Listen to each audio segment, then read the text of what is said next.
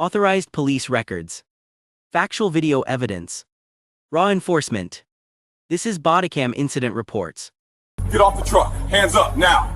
This is your last warning. Officer, I'm on my own property. I'm not armed. You're escalating Don't argue nothing. with me. Stand up or I'll Shake take it. you You haven't out. assessed the scene. Take a breath. The command shattered the morning quiet, sharp and aggressive echoing off the unfinished framing of the luxury homes nearby. Major General retired. Marcus Washington didn't flinch. He didn't jump. He didn't even put down his thermos of coffee. He simply turned his head slowly, his movements deliberate, and controlled the product of 32 years in the United States Marine Corps. He looked at the young police officer standing 10 feet away, hand hovering dangerously close to his service weapon chest, heaving with an adrenaline rush that was completely unwarranted for the situation. "I said get your ass off the truck and put your hands where I can see them," the officer screamed again, his voice cracking slightly. Marcus took a slow sip of his coffee, set the thermos down on the corrugated metal of the tailgate, and rested his hands calmly on his thighs. Officer Marcus said, his voice a low, gravelly rumble that had once commanded thousands of Marines in the deserts of Kuwait and the valleys of Afghanistan. "I'm sitting on my own tailgate. I'm drinking my coffee. And you are making a mistake that you do not have the rank or the pension to afford." Officer Kyle Vance was 29 years old, and in his mind he was the law.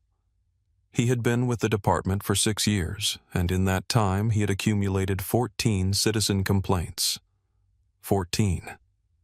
Most were for discourtesy, 2 for excessive force, and nearly all of them involved people who looked like Marcus Washington. Vance was the kind of cop who believed fear was synonymous with respect. He believed that compliance was the only currency that mattered on the street, and he had zero tolerance for anyone who didn't immediately submit to his authority.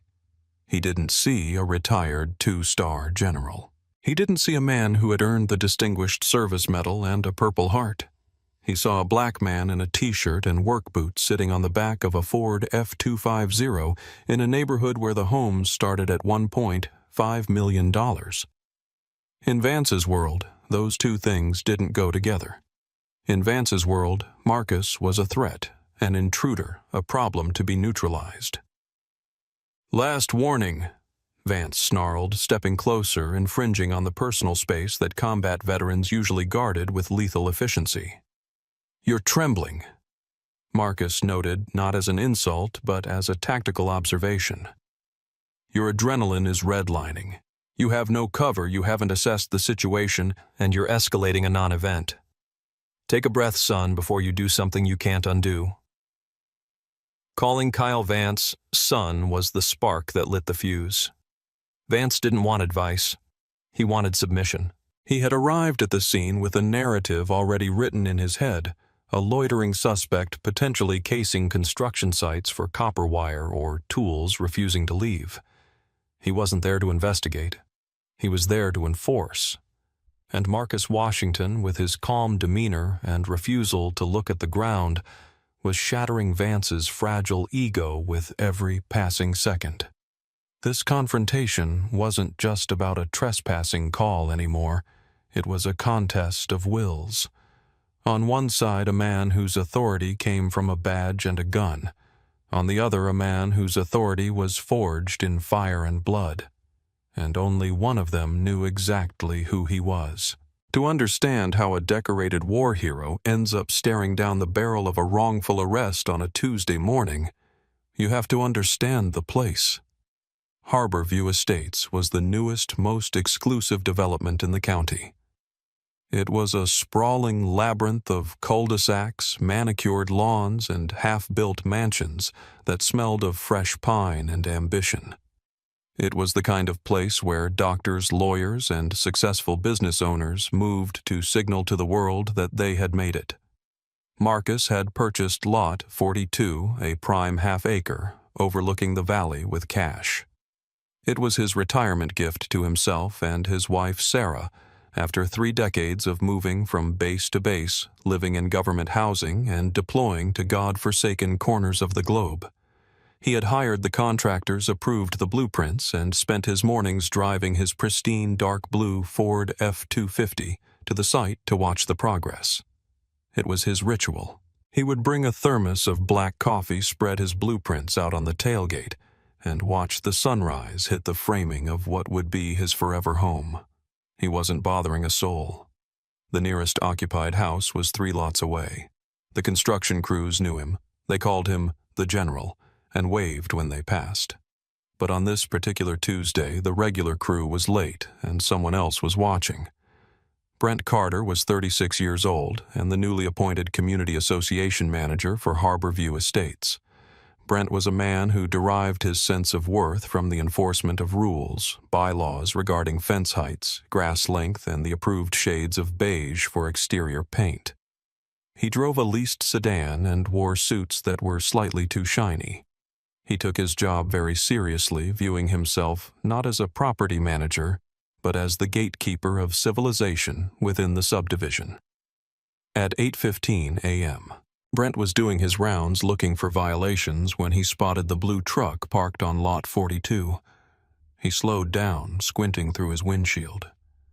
He saw a large black man sitting on the tailgate. He saw work boots. He saw a t-shirt. He didn't see the blueprints. He didn't see the calm posture. Brent's mind, much like Officer Vance's, worked on a system of pattern matching that was deeply flawed and heavily biased. Unauthorized vehicle, Brent muttered to himself, pulling his phone out. Loitering. Probably stealing materials. It didn't matter that the lot was empty of materials to steal. It didn't matter that it was broad daylight. Brent had seen enough news reports on his favorite cable channel to know that these people often posed as workers to strip copper wiring from new builds. In his mind, he was protecting the community. He was the first line of defense. He watched Marcus for 5 minutes, hoping the man would leave. Marcus simply turned a page of his blueprints and took another sip of coffee. That was enough for Brent. He didn't roll down his window to ask, "Can I help you?" He didn't check the ownership records on his iPad, which would have clearly listed Marcus and Sarah Washington as the owners of Lot 42. Instead, he dialed 911. He felt a surge of righteous power as the operator answered. He was doing his duty. He was cleaning up the neighborhood. 911. What is your emergency? Yes, this is Brent Carter. I'm the property manager at Harborview Estates. Brent said, his voice pitching up an octave to convey a sense of urgency that didn't exist. I have a suspicious individual loitering on one of our construction sites, Lot 42. He's parked a truck on the grass and he's refusing to leave. Is he armed, sir? Is he threatening you? The dispatcher asked. He looks aggressive. Brent lied. It was a calculated lie designed to ensure a faster police response. He's a large male African-American sitting on the tailgate. He's watching the houses. I'm worried he's casing the neighborhood for a robbery. We've had issues with theft recently. That part was true. There had been thefts, but they had been committed by a group of teenagers from the local high school, all of whom were white. Brent conveniently forgot that detail. And you said he refused to leave. I didn't approach him, Brent admitted, then quickly corrected himself. I mean, I waved at him to move on and he just stared at me. It's very intimidation. I have residents who are scared to come out of their homes. There were no residents around. The street was empty. But Brent knew the keywords. Aggressive, refusing to leave, scared residents. These were the magic words that turned a check and advise call into a priority response. Okay, Mr. Carter. We have an officer in the area. We're sending someone over now. Stay in your vehicle and do not approach the individual. Thank you. Please hurry, Brent said, hanging up. He sat back in his seat, feeling a smug satisfaction. He parked his sedan down the street far enough to be safe, but close enough to watch the show. He wanted to see the justice he had summoned. He wanted to see the intruder removed. Officer Kyle Vance was 3 miles away when the call came across his computer terminal. Suspicious person, refusing to leave. Possible burglary suspect casing homes. Vance felt a familiar twitch of excitement. These were the calls he lived for. Traffic stops were boring, domestic disputes were messy, but a suspicious person call, that was a hunt. That was a chance to catch a bad guy before the crime happened. He flipped his lights on, but not his siren. He wanted to surprise the guy. He wanted to catch him in the act.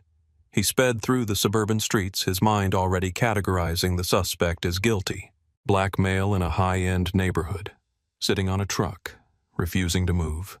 In Vance's 8 years of life experience since the police academy, he had decided that he could spot a criminal from a mile away. He prided himself on his instincts. But instincts based on prejudice aren't instincts. They are hallucinations. And as Vance turned the corner onto Willow Creek Drive and saw the blue Ford F-250, he didn't see a man inspecting his foundation. He saw a target. He saw a challenge. He slammed on the accelerator, closing the distance in seconds.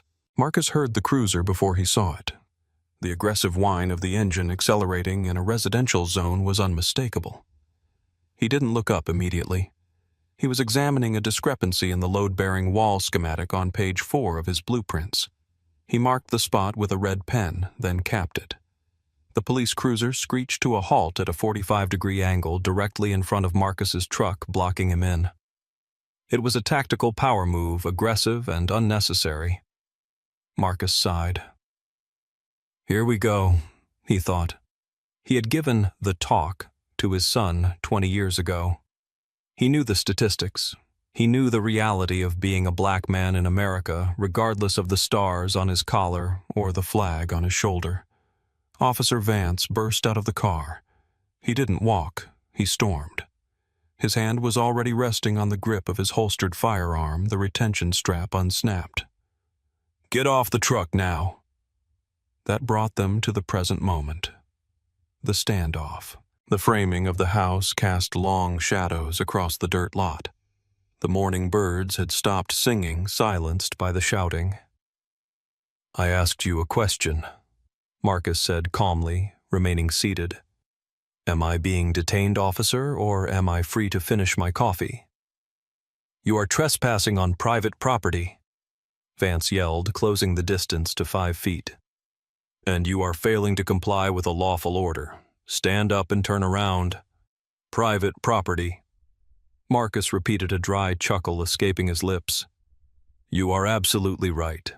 This is private property, my property. I bought this lot 6 months ago. The deed is recorded with the county clerk." Vance stopped for a split second, his brain processing the information, but his bias rejected it instantly. Liar. Criminals lied. That was rule number 1.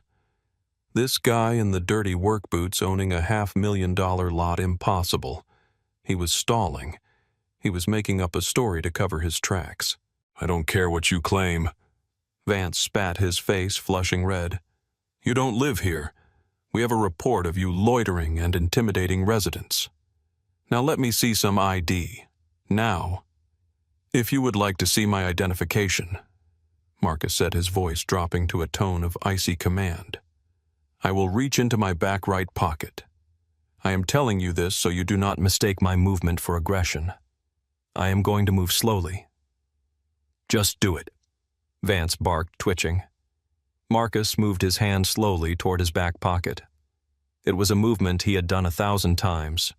But to Officer Vance, whose training was a mix of warrior cop mentality and fear-based conditioning, the movement looked like a threat.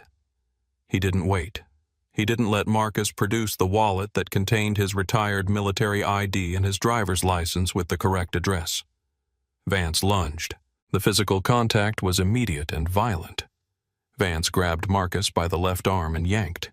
He expected the older man to be easy to handle, to crumble under the force of a younger, stronger officer. But Marcus Washington was solid granite. He didn't stumble. He slid off the tailgate landing on his feet with the grace of a man who had trained in hand-to-hand combat when Vance was still in diapers.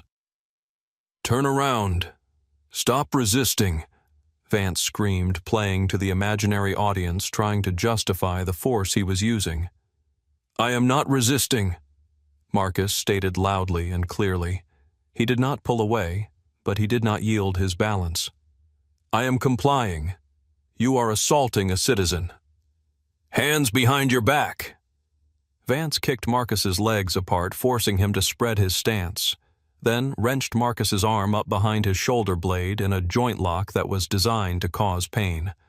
Marcus grunted the old shrapnel wound in his shoulder, flaring with white-hot agony, but he didn't fight back.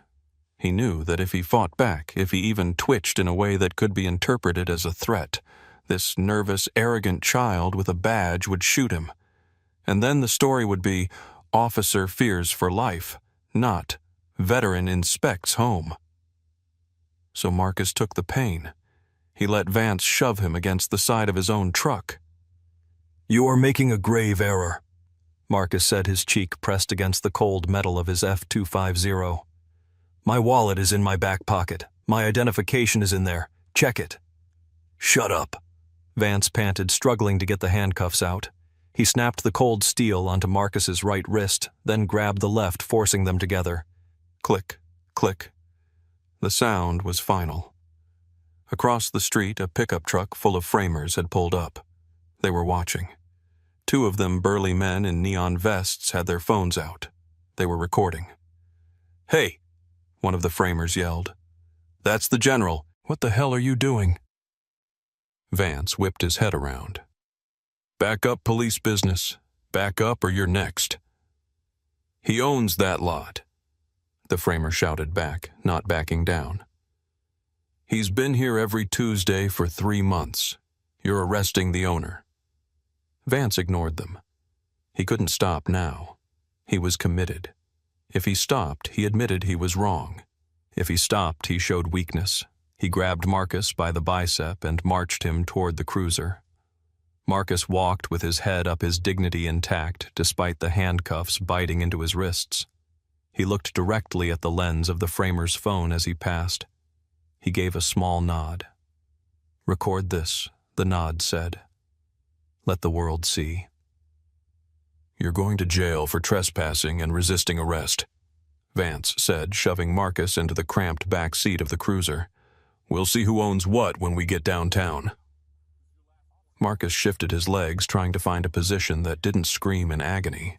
Indeed we will, Officer Vance, Marcus said, reading the nameplate on the uniform. Indeed we will. The ride to the precinct was 12 minutes of silence.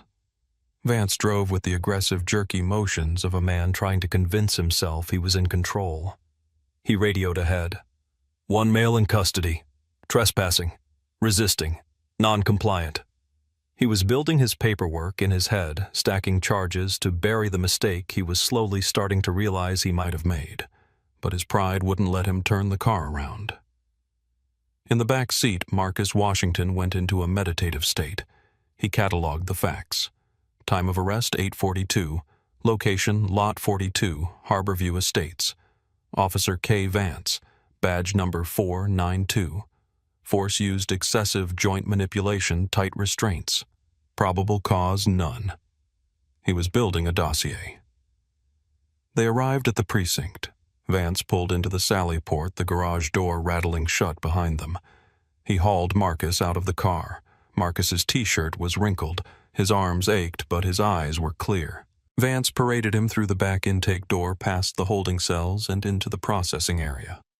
What do we have? The voice boomed from the booking desk.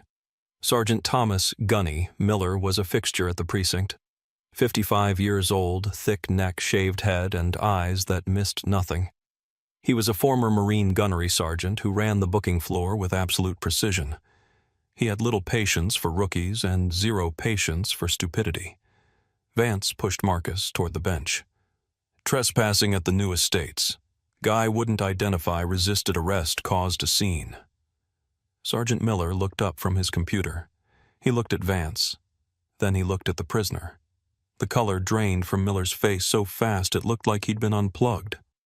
He stood up slowly, his chair scraping loudly against the floor.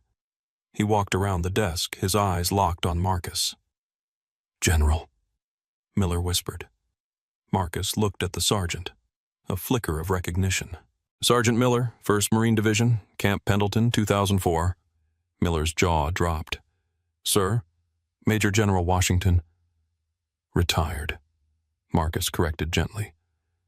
But yes. The room went dead silent. The typing stopped. The conversation in the corner stopped. Every cop in the room looked at Sergeant Miller, who was now standing at the position of attention, staring in horror at the handcuffs on the wrists of a man who was a legend in the Corps. Miller turned his head slowly toward Officer Vance. The look on his face wasn't just anger. It was predatory. "Vance," Miller said, his voice dropping to a terrifying whisper. Did you put handcuffs on General Marcus Washington?" Vance blinked, confused. He was trespassing. He wouldn't show ID." "My ID is in my back pocket," Marcus said calmly. "Where I told Officer Vance it was before he assaulted me." Miller didn't ask Vance. He walked behind Marcus and gently, reverently pulled the wallet from the back pocket. He opened it. He pulled out the blue retired military ID card. He pulled out the driver's license. 742 Harborview Drive, Miller read. "That's the address on the license. That's the lot you picked him up at." "He said he owned it." Vance stammered, the realization finally crashing down on him like a collapsing building. "But he looked... "Take them off," Miller ordered.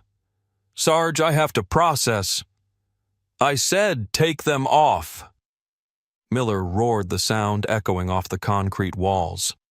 "Take them off right now, or I will rip them off your belt myself." The handcuffs clicked open.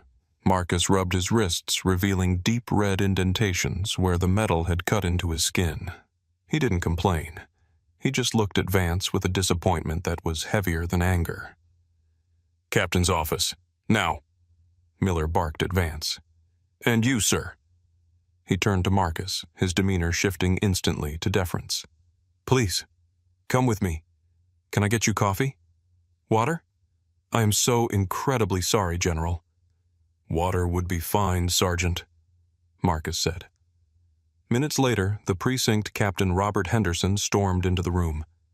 He was a 55-year-old career cop who had been trying to clean up the department's image. When Miller had called him and said Vance arrested a general for sitting on his own truck, Henderson had nearly dropped his phone. Captain Henderson walked in, took one look at Marcus, and extended his hand. "General Washington, I am Captain Henderson. I don't have words for this." Marcus didn't shake the hand immediately. He let it hang there for a second, a reminder that forgiveness wasn't automatic. Then he shook it briefly. "Captain, your officer has a discipline problem and a bias problem." Vance was standing in the corner looking small. The arrogance was gone, replaced by the terrified realization that he had just destroyed his own life. "I want the body camera footage pulled immediately," Marcus said, taking charge of the room naturally. "I want the 911 call log, and I want to know why a property manager thought a man drinking coffee on his own land was a threat." "We are already pulling everything, sir," Henderson said. He turned to Vance. "Badge and gun. On the desk." "Captain, I was following procedure." Vance tried, his voice trembling. "He resisted." "I watched the video from the secure upload, Vance." Henderson cut him off, his voice cold. "I saw him tell you where his ID was. I saw you escalate. I saw you yank a 62-year-old man off a tailgate when he was sitting still. You didn't follow procedure. You followed your prejudice." Vance's hands shook as he unholstered his weapon and placed it on the desk. He unpinned his badge. The metal clattered on the wood, a sound that signaled the end of his career. "You are suspended pending an internal investigation," Henderson said. "Get out of my station." As Vance walked out, stripped of his authority, he passed Marcus. Marcus didn't gloat. He didn't smile. He just watched him go. "He's young," Marcus said to the captain. "But he's dangerous. He saw a skin color, not a citizen. If I had been a 19-year-old kid with no rank, I'd be in a cell right now, wouldn't I?" The captain didn't answer. He couldn't, because they both knew the answer was yes. The fallout was swift, brutal, and public. The video from the construction workers hit the internet 3 hours later. It showed everything: the calm general, the screaming officer, the violent arrest. It went viral before dinner. The headline, "Cop Arrests Marine General for Loitering at His Own Home," dominated the news cycle for a week. Brent Carter, the property manager, was identified quickly. The recorded 911 call was released, revealing his lies about Marcus being aggressive. The Homeowners Association fired him the next day to save face, issuing a statement condemning racial profiling. Brent tried to claim he was just doing his job, but the internet was unforgiving. His career in property management was over. Officer Kyle Vance was not just fired, he was decertified. The internal affairs investigation, fueled by the pressure of the national spotlight and the undeniable video evidence, found that he had violated the department's civil rights policy use of force policy and code of conduct. He would never wear a badge again. The city, desperate to avoid a federal lawsuit they knew they would lose, settled with Major General Marcus Washington for $6 million. Marcus didn't keep the money. He started a foundation dedicated to providing legal defense for veterans and minorities who had been victims of police misconduct. 6 months later, the house on Lot 42 was finished. It was beautiful. A sprawling deck overlooked the valley. Marcus sat on that deck, a cup of coffee in his hand, watching the sun dip below the horizon. The neighborhood was quiet, but the victory felt hollow. Marcus looked at his wrists. The marks were gone, but the memory wasn't. He thought about the men he had served with, black, white, Hispanic, Asian, who had died wearing the uniform. They had fought for freedom abroad, believing they were protecting a country where liberty and justice were more than just words on a page. He took a sip of coffee. He was a general. He was a hero. He was wealthy. And yet, on a Tuesday morning in his own driveway, none of that had mattered. He had been reduced to a suspect because of the bias of one man with a badge. It makes you wonder, doesn't it? If a 2-star general can be dragged away in handcuffs for drinking coffee, what happens to the young man who works at the grocery store? What happens to the nurse coming home from a night shift? What happens to the people who don't have the rank to make the sergeant stand at attention? We have to ask ourselves, is this the country we fought for? And if it's not, what are we going to do to fix it? Because next time there might not be a camera. Next time there might not be a witness. And next time the man on the tailgate might not make it home at all. What would you have done if you witnessed this arrest? Do you think the punishment for Officer Vance was enough? Let us know in the comments below, and please subscribe to help us tell more stories that matter. Together we can shine a light on the truth. This concludes our analysis. For ongoing access to verified footage, please like and subscribe. Thank you for following Bodycam Incident Reports.